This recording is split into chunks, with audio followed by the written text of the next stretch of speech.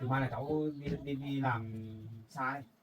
Thì cũng như lúc nãy cháu bảo bà nhé, là nhà bà giúp mận cho cháu nhé. Nào được kìa. Con bố đi. Rồi cái xe.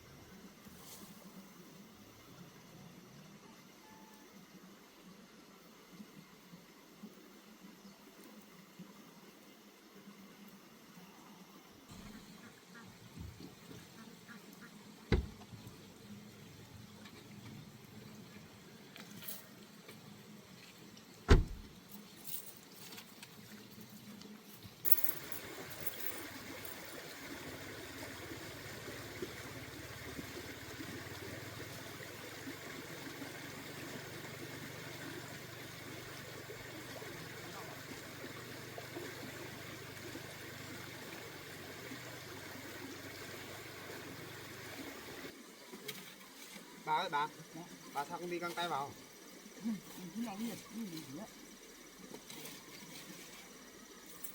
Tôi không làm. Anh bảo là ngày mai anh mới đi. Mai anh mới đi xuống chỗ làm nhưng mà anh đi về rồi. Đi luôn buổi chiều. Ngày mai là anh đi. Là ngày mai đi luôn rồi. Anh đi xem nhiệm vụ rồi. Bây giờ là anh nghĩ rồi, anh nghĩ từ ngoài chỗ phòng khám kia về rồi. Bây giờ nếu anh đi ấy, anh đi ít cũng phải 2 tuần thôi. 2 tuần thôi. Ít là 2 tuần mà nhiều hơn không biết. Mà nếu công việc mà xong sớm thì được về sớm. Bây giờ nhá, anh cũng đi là anh cũng lo. Giờ trời thì đang chuẩn bị lạnh đi. Bây giờ sáng dậy thì mưa phùn cũng nhiều, trời âm u nữa, đêm thì lạnh. Anh tính là anh về anh đưa em đi mua ít đồ, mua một ít thuốc thang về dự phòng cho bà và anh bé nhé. Thì mấy nữa anh mà đi mà trời mưa phùn mà lạnh thì ốm lại không ai đi lấy được thuốc. Với lại chăn nữa, mua thêm một cái chăn ấm nữa, mua một ít đồ cá nhân nữa, đồ gia đình nữa. Bây giờ 3 giờ chiều, hơn 3 giờ tí là vẫn kịp. Và anh đi ra ngoài khu trung tâm xem là cần gì mình mua. Mua xong về tối nay anh nấu một bữa cơm ngon cho vợ ăn. Hôm mai đi sớm.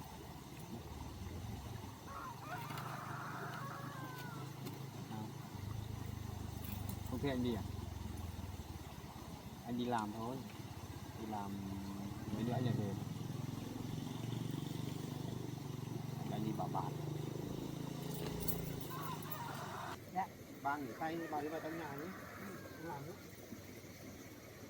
Cháu đang định là với Mận đi ra ngoài kia đi mua ít đồ.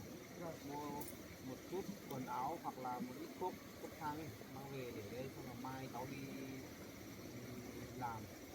Cháu đi mấy hôm rồi, đi khoảng 2 tuần thôi. Xong là bà Mận ở nhà nhé. Cháu đi làm thì hơi lâu nên là cháu cũng nghĩ là sợ ở nhà chơi thứ này thứ kia là bà với Mận lại không mua được, với lại không ai giúp đi mua. Cháu đi chuẩn bị trước ít đồ. Nên bà đi rửa tay vào trong nhà với em bé nhé. Cháu với Mận đi mua ít được sắm ít đồ đó. Đi em ơi, đi rửa tay xong vào trong nhà thôi.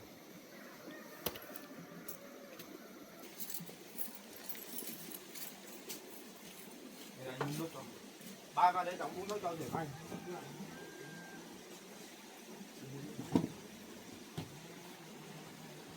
Nhà lại sắp hết nước rồi nhỉ. Em rửa qua xong lại anh múc thêm lần. Bà cứ rửa qua một lần đi xong là đổ nước bẩn đi để cháu múc mới cho.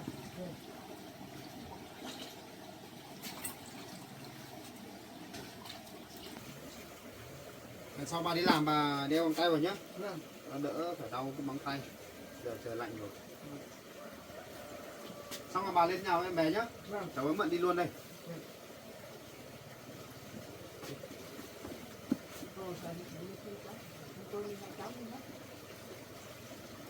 Bà tí bà khóa cổng rồi nhé.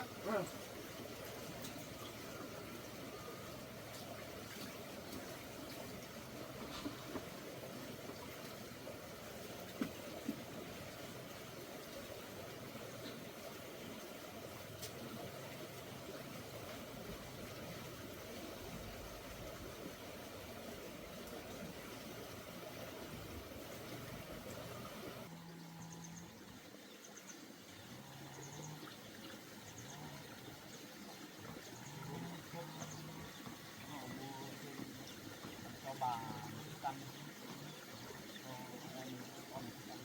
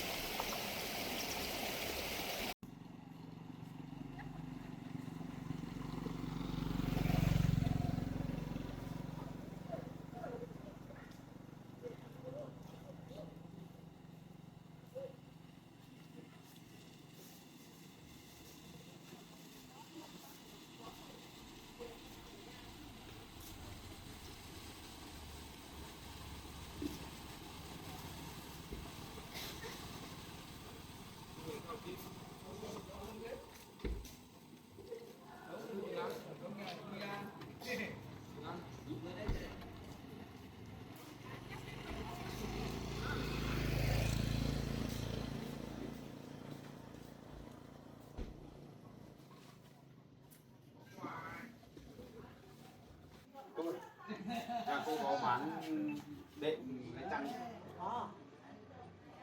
đâu thì cháu đi xem, cháu mua một ít về mua một hai cái cho gia đình ấy. Chan đi Tầng dưới à? cửa chẳng xe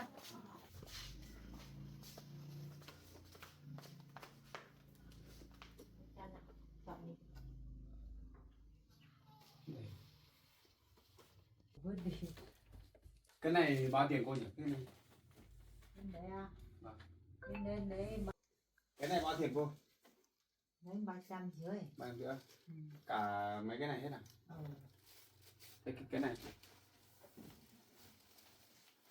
Cái này. Đẹp hơn. Đẹp hơn 50.000. 400 anh. Ừ.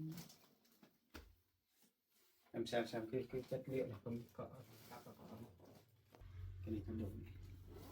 Ở mà cái này đẹp lắm đấy. Này chắc có dài rộng không nhỉ? Ôm.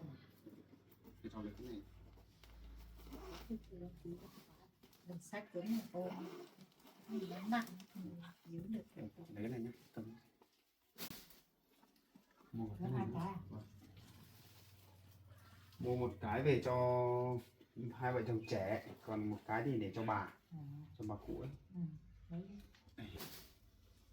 Có cái đệm nào mà nhỏ nhỏ để Cái đệm để trên kia. ở trên kia? Ừ. Lên trên đấy lấy. Cô- Lên trên đấy lấy đệm đi. Đệm ở trên kia.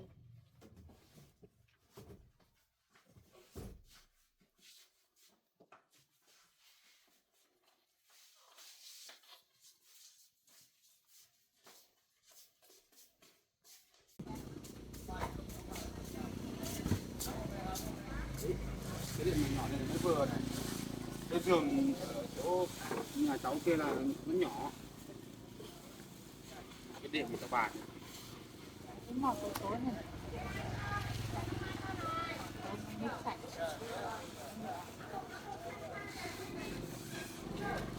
Cái này không được. Cái này bao tiền? 200. 200.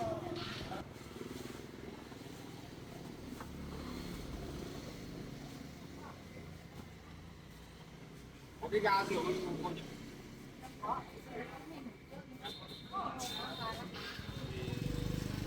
Vào mùa đông thì nó phải mua về để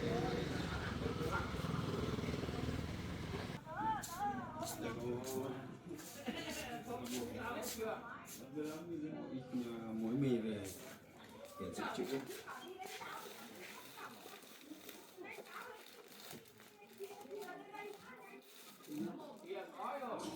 Nhiều quá đi. Chú biết được không?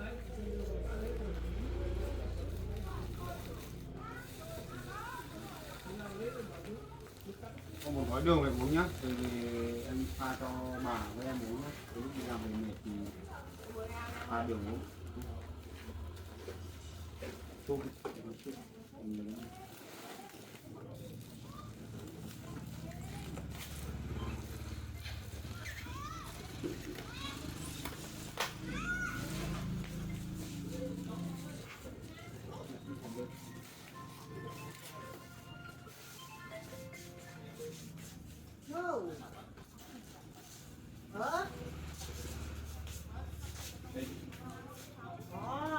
Lên bao nhiêu bát? Anh nhìn mãi không thấy cái tất đâu, nó làm này đây. Nên ít về cho em bé nhá. Em xem cái nào là em bé đi được thì em lấy đi. Còn có cái tất nghiệp đấy mua cho bà cho em ít.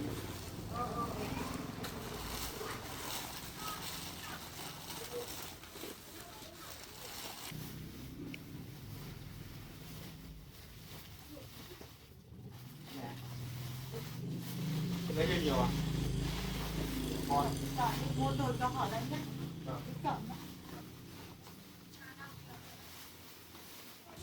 Cái đồ tất này mấy đứa bảo vừa phột lạnh đi cho vào phụ đi. Em đi làm em phải đi tất vào để lạnh vào.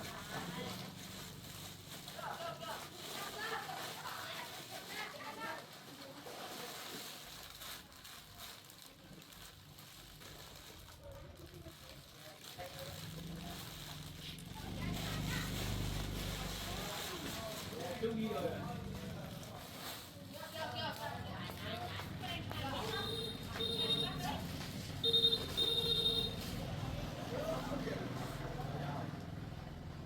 đôi, 10 đôi em với bà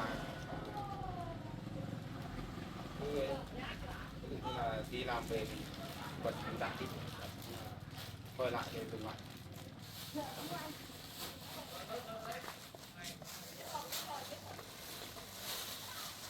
Ăn đủ nhỉ? Cái gì?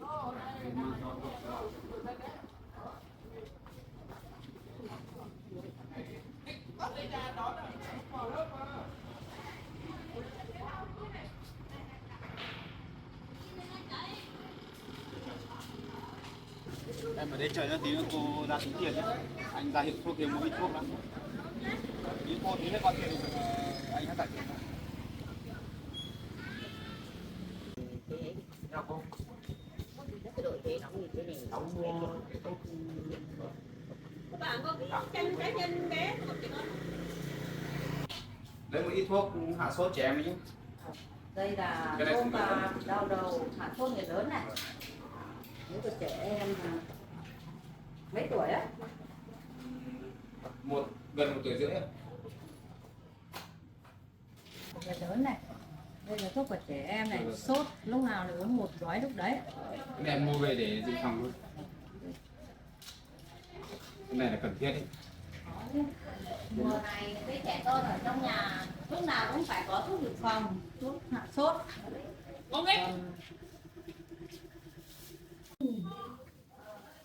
Mặc đây.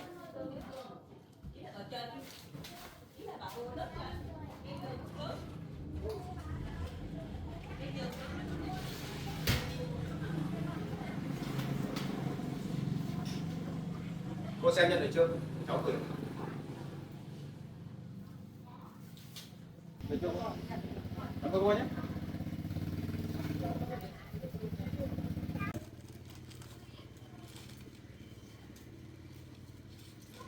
Cô tính tiền cháu. Thế nào thì mình cho cốc xây.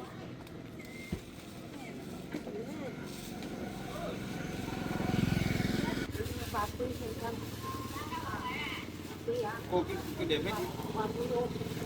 Đếm hết xong là bao nhiêu tiền?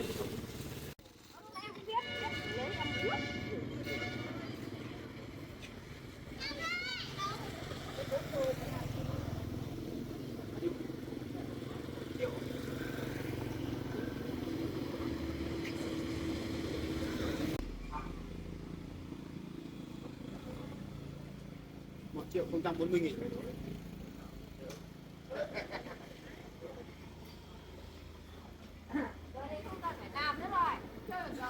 Xem nhận.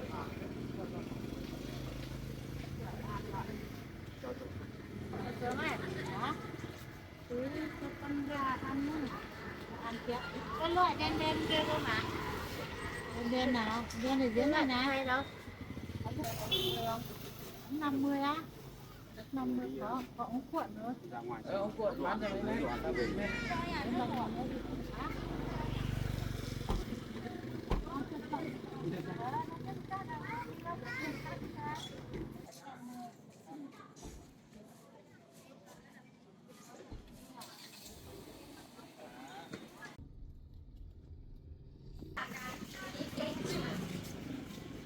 ta bảo là lên chúng ta cắn chúng ta chơi nó cười đẹp trai nữa.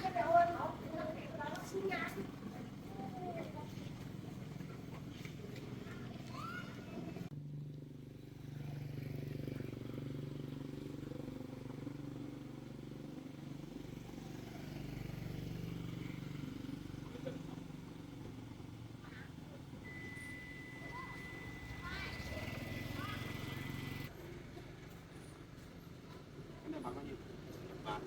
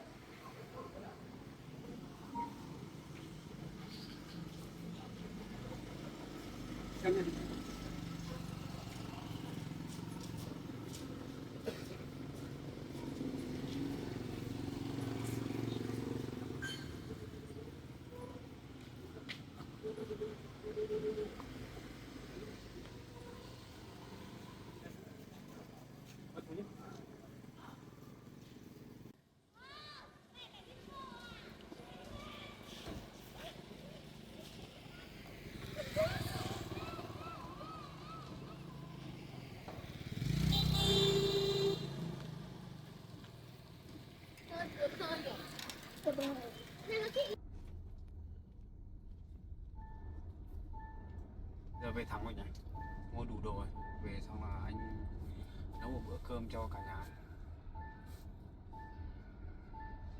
Giờ học sinh đang giờ tan học đông thật đấy.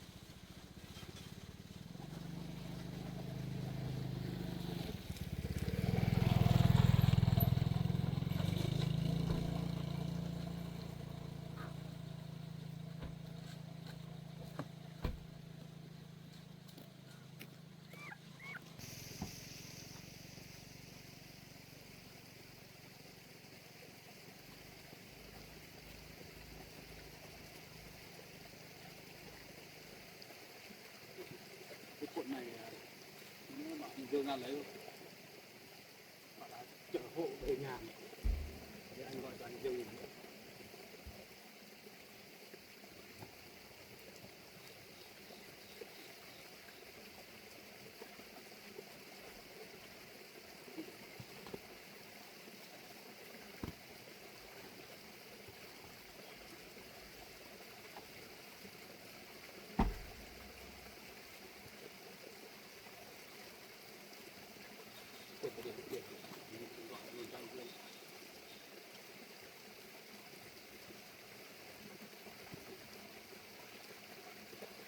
Anh à, em vừa về đến đó, anh xuống chỗ nhà em mà lấy cột điện nhá. Vâng. Em để chỗ ngay gần xe em ấy. Thế đang bị sợ.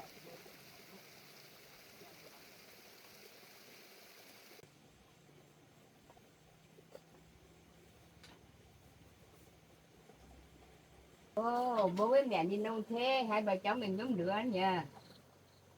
Nè, lên bữa chảy đi nữa, bố mẹ về đi có nước nấu cơm để ăn nhá. Để đây, để đây. Để cặp được rồi. Hai cặp nữa đi. Rồi. Cái túi này cách anh đồ đấy. À, Dạ bà. rồi các cháu về giờ. Vâng. Mua ít chăn với lại ít đồ gia đình nữa. Vâng. Ê, vừa chưa nào, vừa chưa ăn gì đây? Ăn bánh à? Ăn bánh nhá. Để. Em mang lên trên nhà đi. Cháu mua cái đệm này cho bà. Vâng. Ngủ cho nó đã đau lưng mà. Đây cái đệm cũng đi.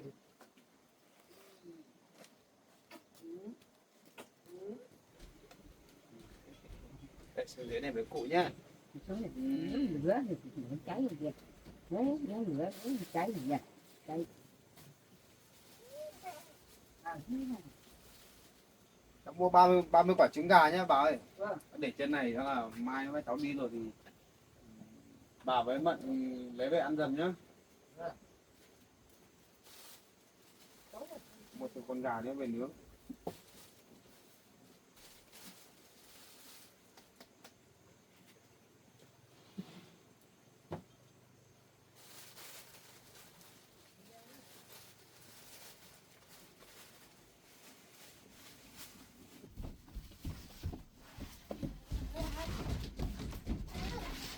Không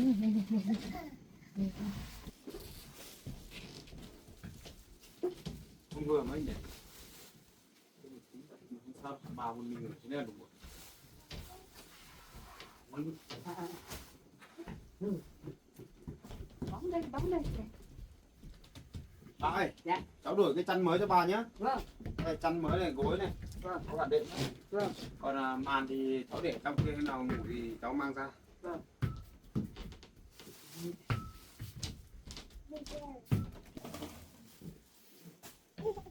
Đây. Tất này tí nữa để cho trong tủ quần áo nhé. Ô tô. Để lần con xài. Xài quá. Có hẳn hai cái Đáng. bán là đắp nha. Được rồi. Được rồi. Đây, em gấp gọn mình đấy nhá, đi xuống bếp nhé. Bà với bé trên nhà nhé. Vâng.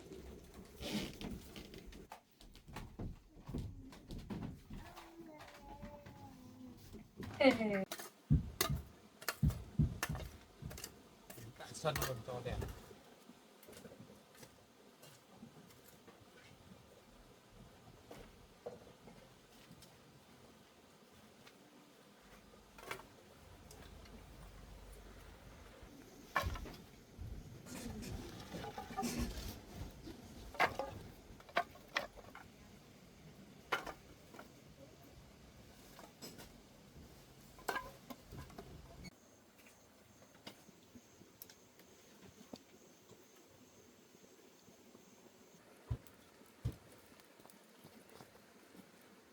Đấy, nó thích cơ ra.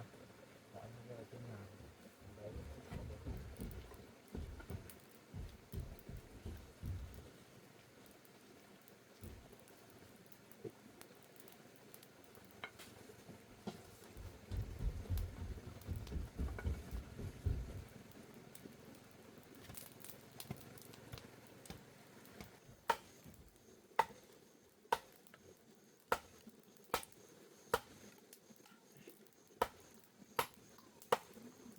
Nướng con gà ngon mà cho cả nhà ăn.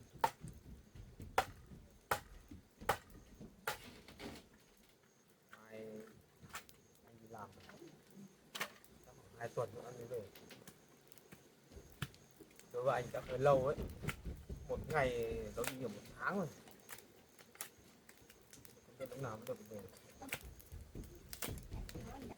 Lửa to đấy, em đưa vào cho nhà kia lấy con gà kia rửa sạch xong là cho vào cái thau nhôm ấy nhé, trong cái chậu nhôm ấy để tẩm tí muối mì ấy.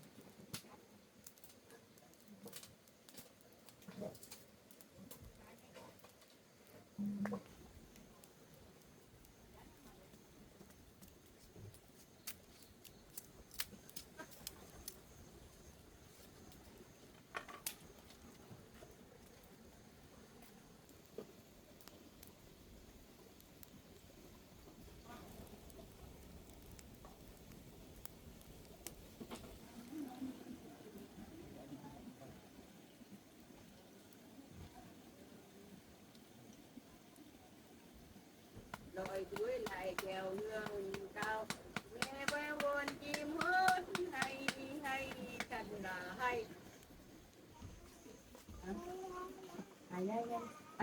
Đây này, giơ tay ra nào này, giơ tay ra nào, nắm lấy cái eo nói đi.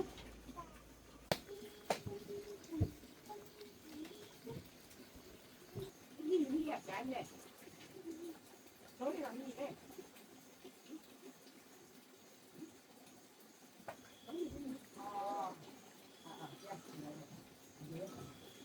Ra đây bố mụ quả dưa cho ăn nào đấy.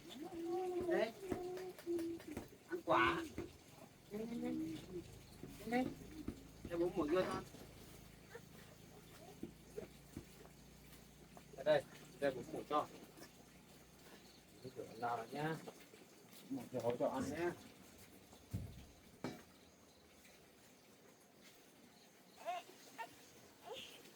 Đây. Một nó. Hai. Ba ơi. Dạ. Ba xuống dưới bếp ngồi ăn dẻo này. Ăn quả. Trời ơi. Đây bố thế nào? Ui, ngon quá nhỉ.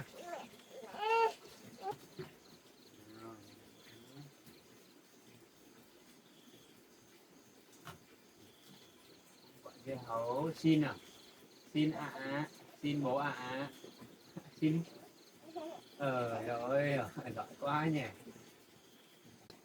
Cái ăn quả. Vâng.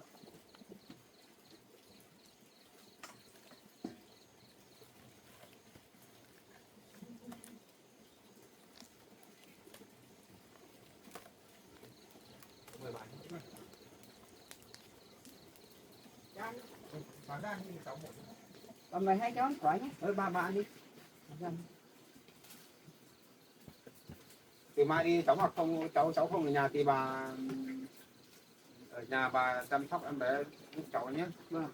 Tự mận tự làm đi. Vâng. Không được mà gửi cho người lạ vào nhà nhé. Vâng. Mai cháu sẽ bảo cả mẹ cháu lên đây nữa, đi khoảng lên đây. Ăn đi. Với em bé với mận ăn quả nhé. Vâng. Cháu đi xem con gà nữa. Con ngồi đấy. Ăn quả xong là mẹ đi lấy nước ấm về tắm nhá. Tắm sạch sẽ nhá. Ăn cái gì vào mồm rồi hả?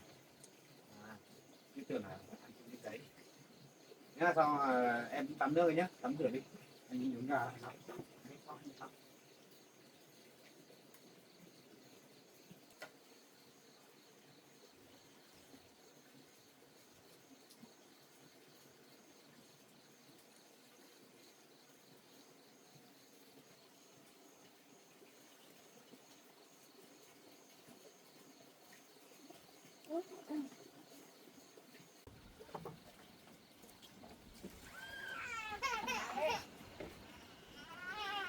Sao đấy? Chắc cháu cứ đâm vào cái cạnh bạn. À, thế á? Anh đi thương mẹ được.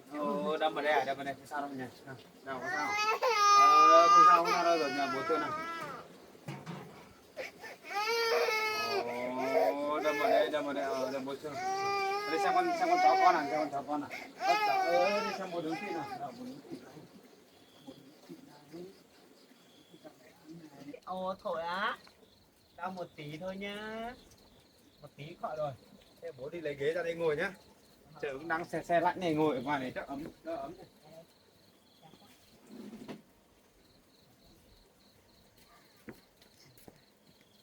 Đây. Bà ngồi đây. Ngồi đây cho nó ấm. Đây. Đấy, hai bà cháu nữa, ngồi đây nhá. Ngồi đây xem bố nướng thịt nhá.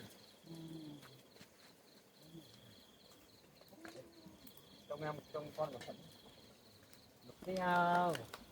Thích không? Nhớ hồng kia. Ăn hồng đấy. Ui thổi á. Bên bếp đỡ hồng kia.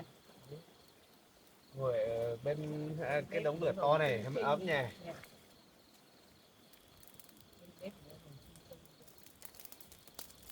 Thì sắp chín rồi nhỉ. Chờ một xíu nhá. Chờ một tí nhá.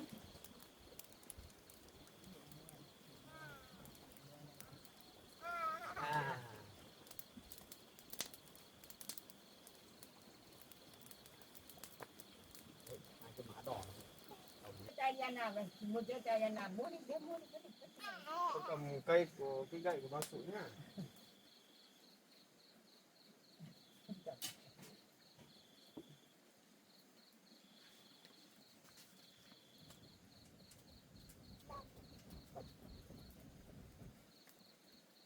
Quan mình đấy.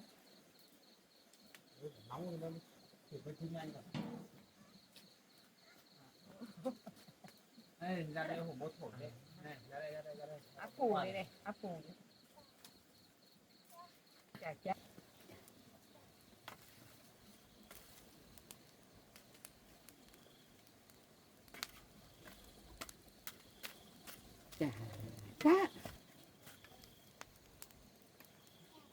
Chà.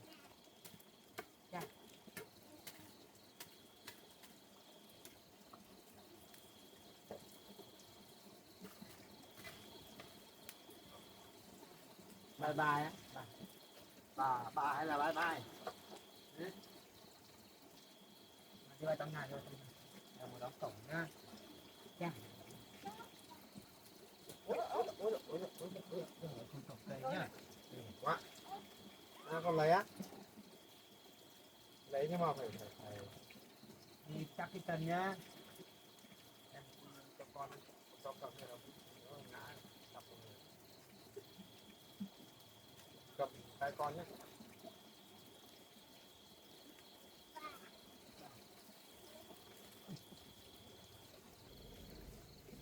bùm bùm á. Cẩn thận. Này cái này.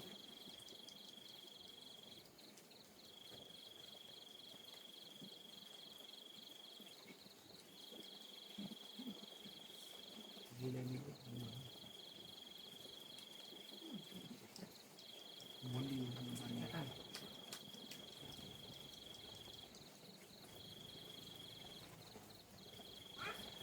Mày bị lão lên. Ôi. Ôi.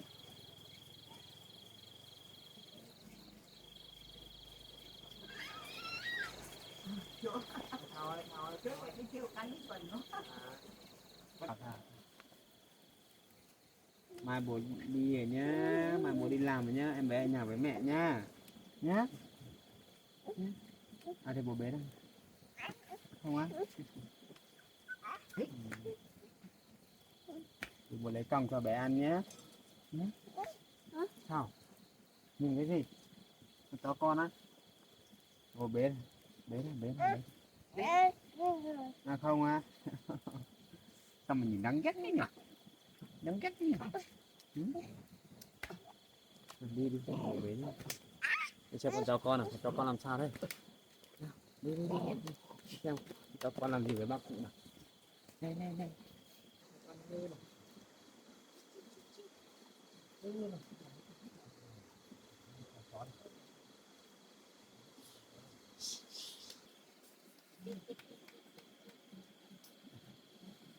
Được rồi nhá.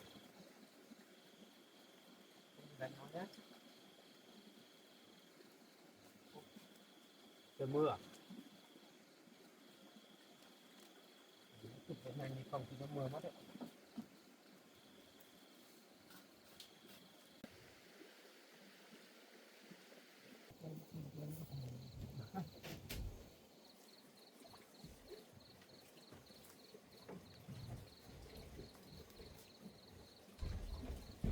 Quá tuyệt vời luôn.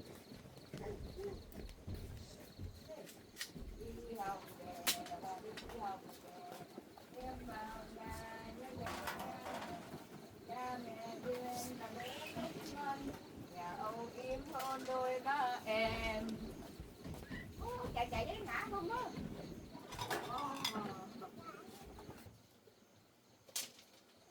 Em ơi rửa con dao vào đây. Lên đĩa đây để cho mắm. Ăn nóng mới ngon. Con lấy cái thịt lợn này.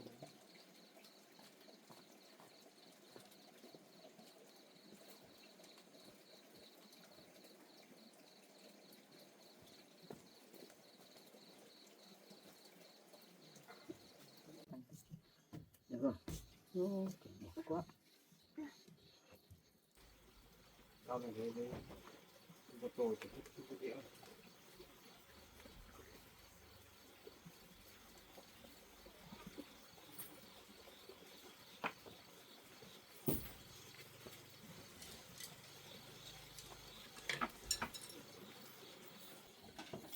Thịt lợn nướng nhưng mà ghém với cái giá ra phải ngon thì mới ngon.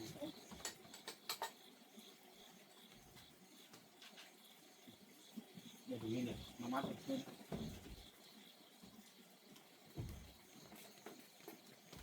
Đây bé ba vào nhận cơm rồi.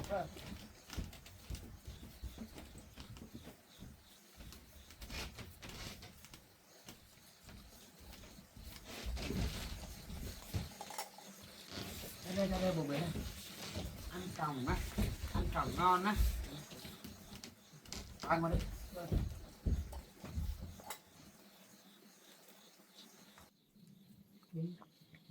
Bát của con. Ba ăn cơm đi. Vâng. Mày hãy chấm được cơm nhé. Cảm ơn bà nhé. Đang nóng ăn đi bà. Như vậy nhé. Đây đây đây. Ra đây bố cho còng ngon nhanh. Rồi. Từ mai là cháu đi làm xa đây. Vâng. Thì cũng như lúc nãy cháu bảo bà nhá, và nhà bà giúp mận trong cháu nhá. Vâng. Cháu đi cũng lâu lâu đấy. Vậy nhá. Ở nhà đi làm thì đi làm xa, làm ở gần thôi. Tuyệt đối là không được mở cửa cho người lạ vào nhà nhé. Bây giờ thì chỗ tin thì đi trại rồi, không sợ nữa. Ăn thịt phải được bố cho nào. Đấy. Bé Ngai. Bé ơi, không ra đấy nhá. Không trèo lên giường. Ra đây, ra đây. Em ăn đi. Cái này phải nói với cái lá rau cải này.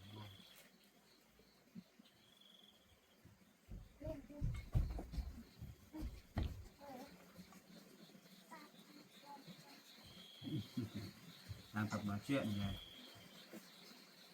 Như con vẻ đi. Bà ăn đi nhé, nó bọc tí cho bà.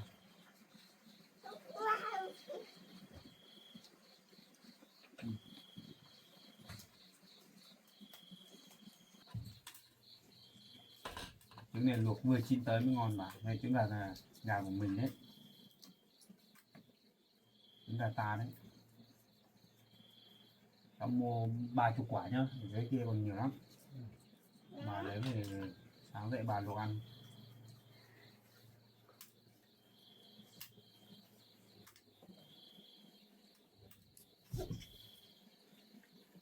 Ăn trứng không? Hả? Không ăn đấy. Đúng là đang tập nói chuyện, mồm không biết nói cái gì đâu.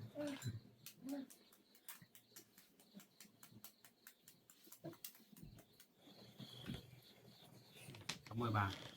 Bà ăn trứng. Thịt gà dai ngon bà nhỉ? Vâng.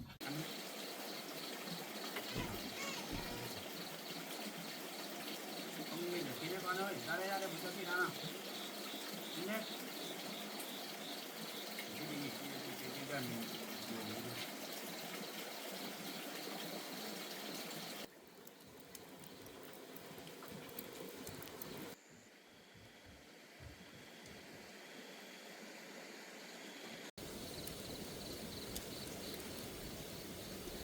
Mai đi làm rồi.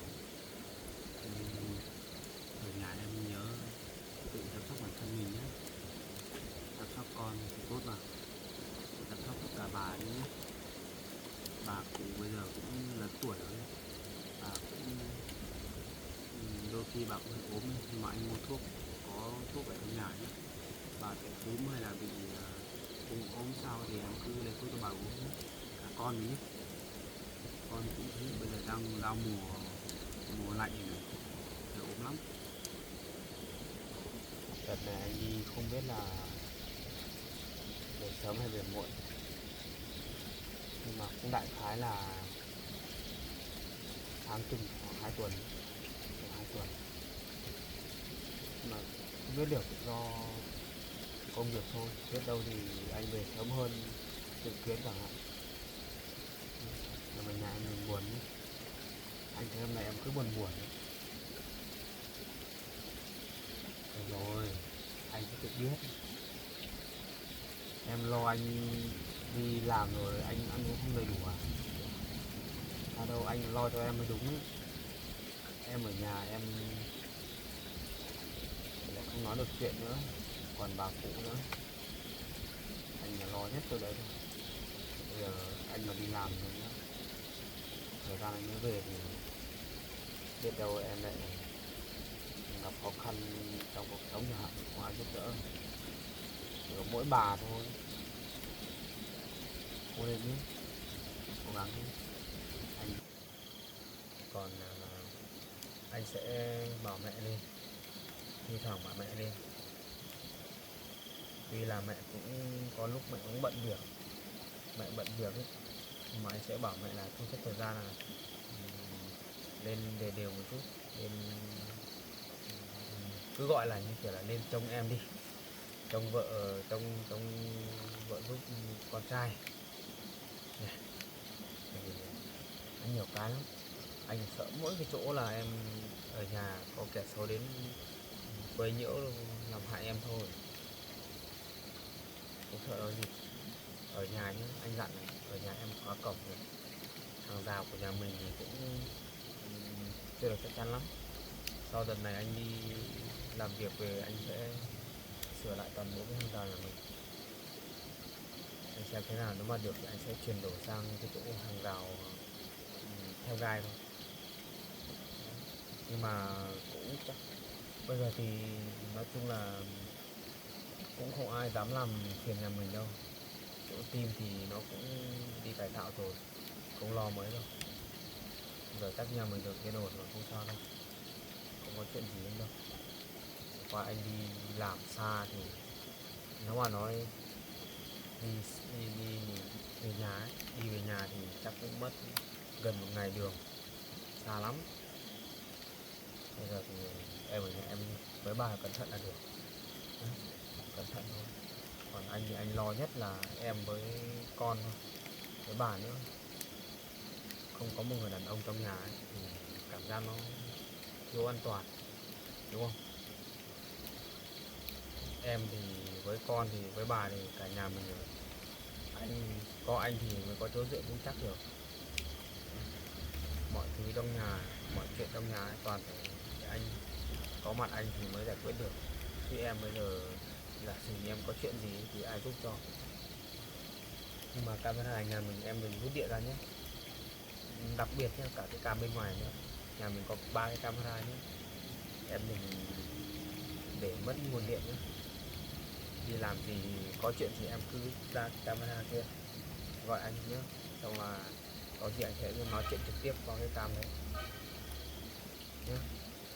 Bảo bà cụ nữa ở nhà trông em bé, có vấn đề gì thì cứ bảo bà cụ ra gọi anh khắc tự nói chuyện với bà. Em nhớ là em đi làm mà đừng đi làm xa nhá, đi làm gần thôi. Làm xa quá đến lúc có chuyện gì lại anh không nhìn thấy, với lại đến lúc em có chuyện gì anh không biết tính thế nào đâu.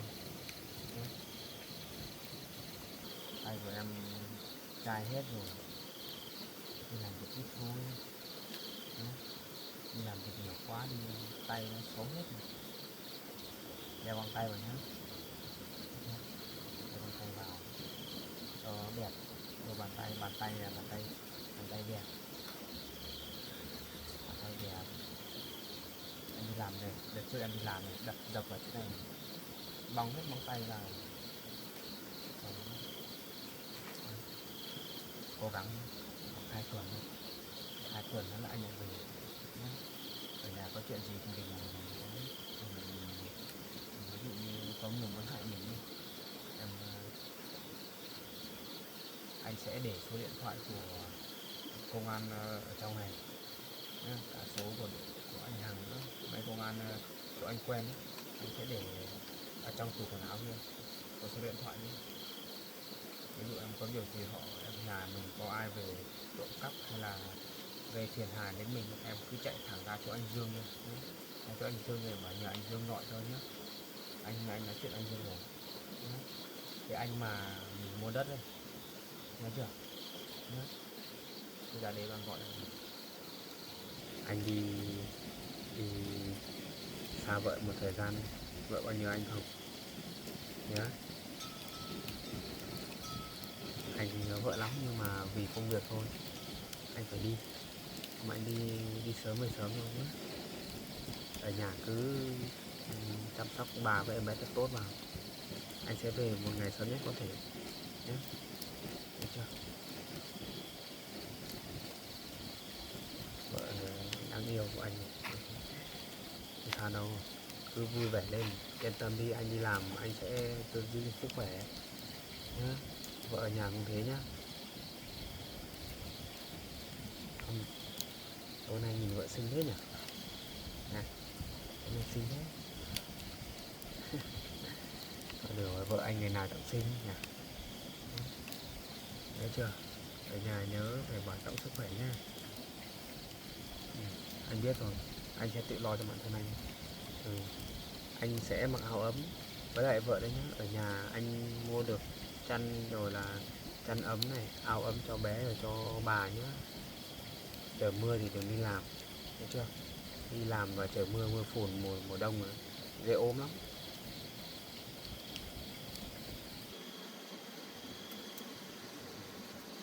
Tối nay mà có ánh trăng lên thì đẹp nhỉ. Có mặt bầu trời sáng thì có trăng sáng thì đẹp quá.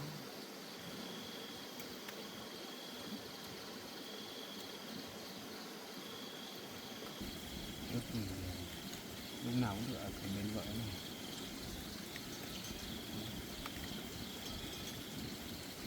Được rồi, anh đi làm anh biết mà. Chẳng qua anh nói là anh có những cái giây phút như thế này này. Đừng ngồi bên vợ. Mùa đông lạnh nữa, có cả vợ ngồi bên anh, ngồi bên bếp lửa ấm thế này, còn gì bằng nữa. À, quen nhau cũng 1 năm rồi nhỉ, 1 năm rồi, 1 năm rồi đấy. Đợt này năm ngoái anh nhớ không nhầm là lúc đấy anh mới quen vợ, xong là anh đưa vợ ra đây mua đất ở chỗ này này, nhớ không?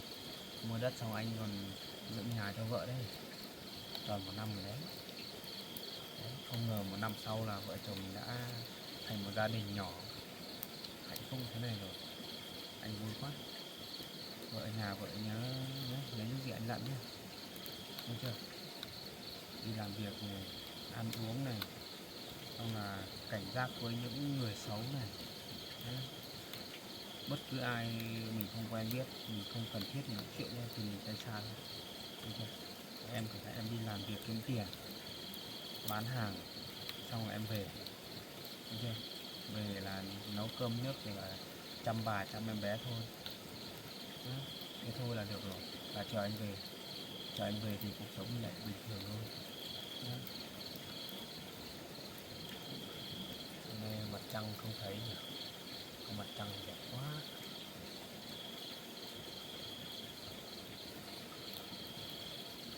Ngồi một lúc nữa nè, ngồi tâm sự một lúc nữa xong mình đi ngủ thôi, ngủ sớm mai còn đi làm. Đấy. Sáng mai dậy em gấp quần áo cho anh nhé.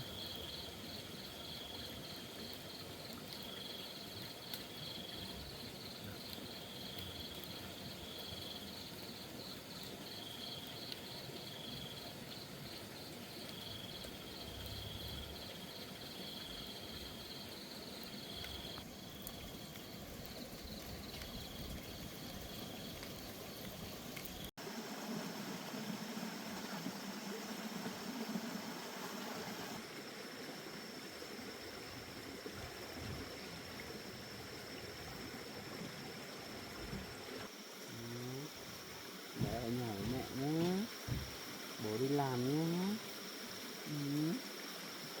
Mấy hôm bố về nhé, ngoan ở nhà ăn cơm nhiều nhé.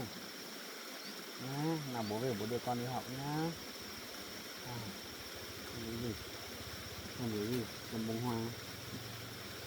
Em muốn lấy bông hoa hả?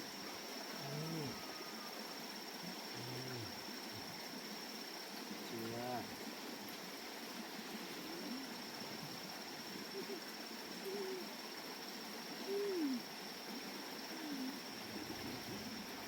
Trời, nhà với mẹ nhá, mẹ nhá, bố đi làm nhé, bố nhé.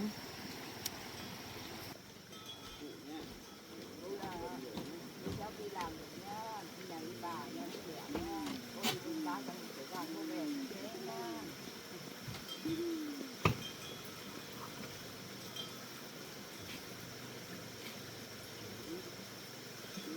Bế thêm một tí nữa, bế thêm một tí nữa.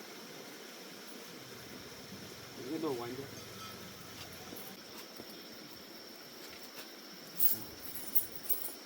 Được rồi, anh đi làm mấy hôm thì mà. Ở nhà nhớ gì anh dặn thôi, nhớ nhá. Không đi làm xa nữa, để làm việc nhiều nhé. Anh để lại để cho em ít tiền để mua đồ này nhé. Không cần phải đi làm lao lực quá đâu. Cái tiền anh để cho em cứ ví dụ như em đi lấy làm vốn đi mua hàng cũng được, mà em ở nhà em lấy rồi em đi mua đồ ăn đồ uống là được rồi, không cần đi làm cũng được nhá. Nhớ nhá. Mẹ bế đi, rồi bố bế một lúc nữa. Mẹ xách đồ cho bố ra ô tô nhé. Xách đồ ra xe cho bố nhé. Để em để một lúc nữa nha. Để nằm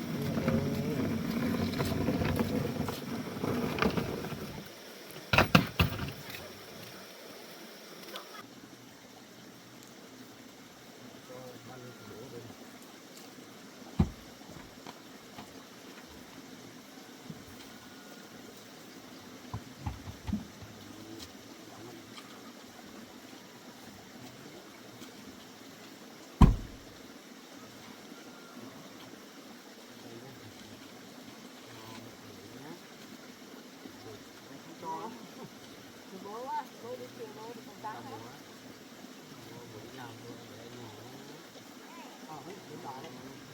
Cô đi làm nhé. Mẹ bế. Không chịu á. Sao bây giờ? Cho mẹ bế bố đi làm nhé. Hôm nào được nhỉ? Biết bố sắp đi rồi bám bố á. Một cái đi ở nhà. Mẹ bế đi cho bố đi làm nhé. Mẹ bế đi nhé. Mẹ bế đi nhé. Ba hai cháu đi đây. Vâng. Ôm hai mẹ con này. Cho bố đi. Rồi đòi đi thuê xe. Nhớ em ở nhà nhé. Đấy, bà với Mận ở nhà nhé. Có gì thì trông cháu cho Mận nhé. Vâng. Còn ốm đau gì thì bảo Mận nhé. Vâng. Cháu mua được thuốc về dự phòng để nhà rồi nhé. Vâng. Cháu đi đây. Vâng. Cháu đi mình khỏe nhé. Lại không nhè rồi. Anh đi làm mấy hôm thôi mà. Làm mấy hôm thôi mà anh không nhè. Xấu quá đấy. Không. Không nữa. Được chưa? Ở nhà với mẹ nhé. Đấy, ở nhà với mẹ nhé. Bye bye bố này. Bye bye. Con trâu á. Bye bye không? Lại đòi bế nữa. Bố bế một tí nữa, bố bế một tí nữa nha. Bế ra đây, bế ra đây tí nhá. Đi xem con Rồi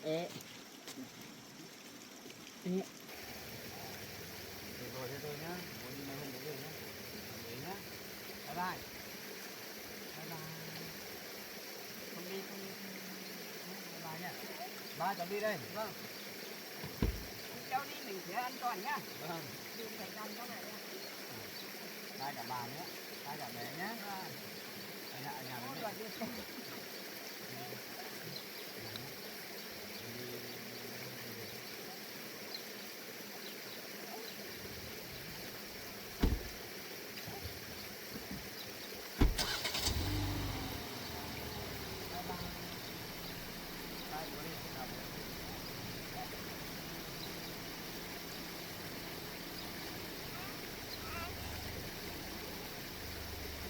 Đi bà ơi. Vâng.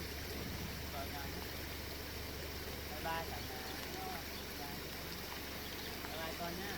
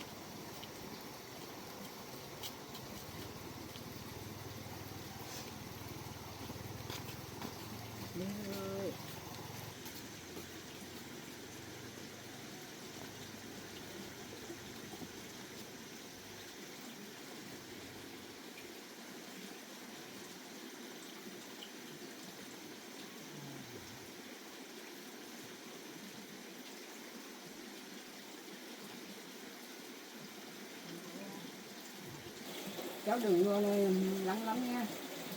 cháu bảo đi con cá cũng sớm rồi thôi. Tôi đưa anh nhà với bà với mẹ nha. Không khóc nha. Cháu ngoan nha. Ôi đi con cá thời gian bây giờ như thế nha. Tốt tốt này, tốt này. Để đưa cái cốc đi. Rồi. Ba. À.